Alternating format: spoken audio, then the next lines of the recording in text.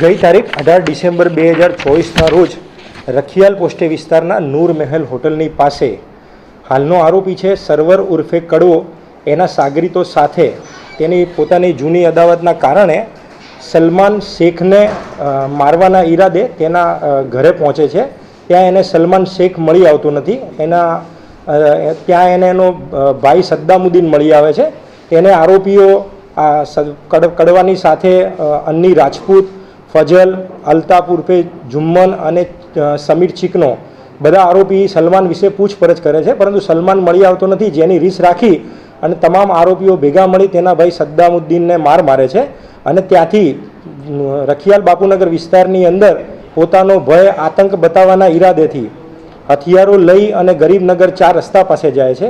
ત્યાં જઈ સામાન્ય પ્રજા આવતા જતા વાહનોને નુકસાન કરે છે અને પોતાનો ડર, પોતાનો આતંક બનાવવાનો પ્રયત્ન કરે છે। આ દરમિયાન ત્યાં બાપુનગર પોલીસ પહોંચે છે। આરોપીઓ તમામ આરોપી ભેગા મળી અને બાપુનગર પોલીસની વાન પર પણ હુમલો કરે છે અને ત્યાંથી ભાગી જાય છે। આ ગુનાનો મુખ્ય સૂત્રધાર સરવર ઉર્ફે કડવો આ બનાવ બન્યા બાદ છેલ્લા 4 મહિનાથી તે ત્યાંથી ભાગી જઈ અને યુપીના અલીગઢમાં, પંજાબ, દિલ્હીના જુદા જુદા વિસ્તારોમાં નાસ્તો કરે છે, જેને અમદાવાદ ક્રાઇમ બ્રાન્ચ દ્વારા કલોલ ખાતેથી પકડી પાડવામાં આવેલ છે।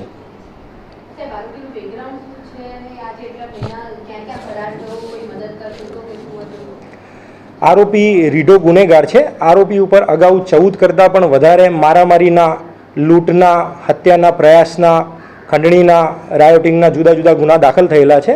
આરોપીને 4 વખત પાસામાં પણ ધકેલવામાં આવેલો છે। આરોપી વિસ્તારની અંદર પોતાના સાગરીતો સમીર ચીકના, અન્ની રાજપૂત, ફઝલ વગેરેની સાથે એક નાની ગેંગ ચલાવતો હતો અને વિસ્તારમાં પોતાનો આતંક જમાવવાનો પ્રયાસ કરી રહ્યો હતો। બનાવ બન્યા બાદ આરોપી મૂળ યુપીનો રહેવાસી છે અને અગાઉ પણ ઘણીવાર પકડાઈ ગયેલો છે, પોલીસથી નાસ્તો ફરતો રહેલો છે, જેથી જાણકાર હોવાના લીધે અહીંથી સીધો જ આરોપી યુપીના અલીગઢમાં ભાગી જાય છે। ત્યાંથી થોડો સમય રોકાયા બાદ પંજાબ પ્રાંતમાં ભાગી જાય છે, ત્યાંથી દિલ્હીમાં ભાગી જાય છે અને ત્યાંથી આરોપી બીજી વિસ્તારમાં ભાગવાનો પ્રયત્ન કરતો હતો, પણ આરોપી પાસે ફાઇનાન્શિયલ અને બીજી થોડી તકલીફ પડતા આરોપી અમદાવાદ આવવાનો પ્રયત્ન કરે છે।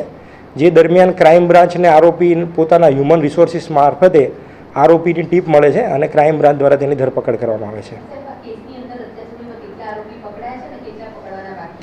આ કેસની અંદર અગાઉ 4 આરોપી પકડાઈ ગયેલા છે અને ગુનાનો મુખ્ય સૂત્રધાર સરવર ઉર્ફે કડવો જ પકડવાનો બાકી હતો, જેને ક્રાઇમ બ્રાન્ચ દ્વારા ધરપકડ કરવામાં આવેલ છે। આરોપી અને તેની ગેંગ વિરુદ્ધમાં ગુસ્સી ટોકનો પણ ગુનો દાખલ કરવામાં આવેલ છે।